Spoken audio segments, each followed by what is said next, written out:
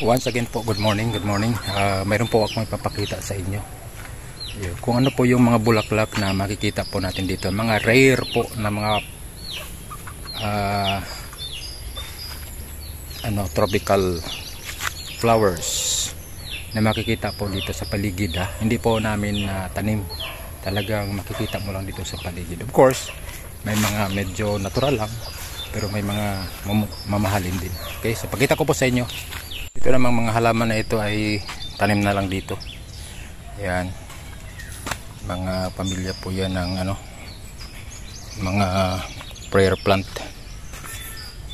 Ayan. Halo-halo na. Tapos ito. Ayan, meron tayo dito. Ito yung prayer plant. Peacock Alberti. Ayan, pinstripe. Meron din po tayo dito yan, snake plant. Ito ay alam nyo po ba ito? Ito yung sinasabi nilang borwaka. Ito po yung Queen of the Night.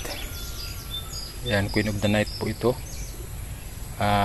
Pagkadating ng alas 8, hanggang alas 10, hanggang alas 12, yung bulaklak niya ay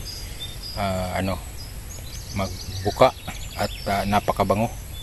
So ito po yan, pero hindi po ito rare. Ito po, binigay lang po ito sa atin. So yan po, yan, namulaklak na po yung orchids ni Ate Merlin dito. Marami po ito. So dito po sa gitna ng sagingan na ito, makikita po natin dito yung ito po ay alocasia. Yan. So itong bulaklak na ito, itong alocasia, pamilya ng alocasia po yan. Pakita ko po sa inyo yung malaki na siya. Yun po ay din, badyang, pero yung dahon niya ay may yan, giring-giring. So pag lumaki, ito na po siya pag lumaki. Yan.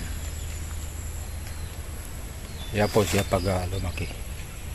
So dito naman sa unahan, papakita ko po sa inyo. Mayroon din po dito yung camouflage na caladium. Sabi nila caladium family variety at alocasia din daw. Pero hindi ko po tiyak. Pero papakita ko po sa inyo. At saka yung silver aglonema o alocasia din. Halos magkapareho lang kasi yan sila eh. Yan, so dito po sa ating sagingan. So ito po yung camouflage. Yan, dito lang po yan sa puro ng saging ko dito. Yan, ito po yung camouflage. Yan. Diba? Tapos yung isa pa, silver.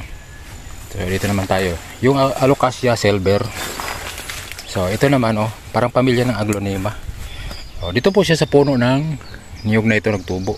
So ito, yan, alocasia silver, parang pamilya ng aglonema, so hindi yan siya na tingkad ang kulay dahil sa hindi siya na masyado ng araw.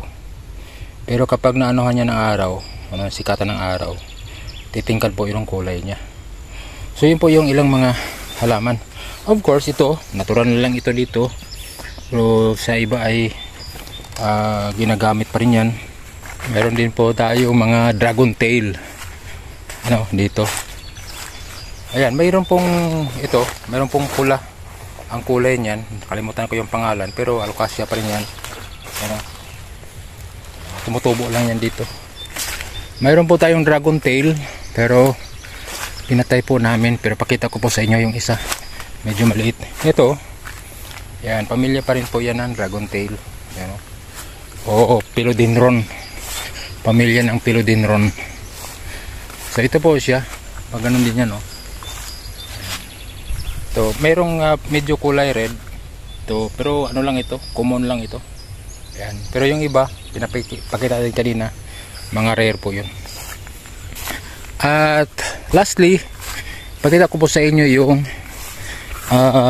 elephant ear, giant elephant ear na alocasia. Ayan. Sa mga mahilig sa bulaklak. Pero para sa amin mga taga bundok, ito po ang tawag dito ay galyang. Ayan. So ito po yung giant elephant ear. Ayan, giant talaga. Ano po, siguro yung pinakamalaking dahon talaga nakikita ko niyan ay 2 meters. Mula sa dulo, 2 meters. Ganun kalapad. Ano? So yan siya ay hindi pa ganun kalaki. Pinutulan po natin kasi paligiran po siya ng mga damo. Dito po yan sa baba ng atin pong ginawang fish pan. So yun po ang giant elephant ear. Pamilya din po ng Alocasia. Pero ang tawag dito sa amin ay galyang. Yung galyang po ay pag niluto po yan, kagaya ng pagkaluto ng pinakro na may gata, may sukal. At tawag po doon ay yan, galyang. Parang galyang na pinakro. Pero usually kasi ang tawag sa mga pinakro gamit ay saging talaga. Okay po, so flex lang flex yung mga halaman na makikita dito sa atin pong kubo. God bless po, bye bye.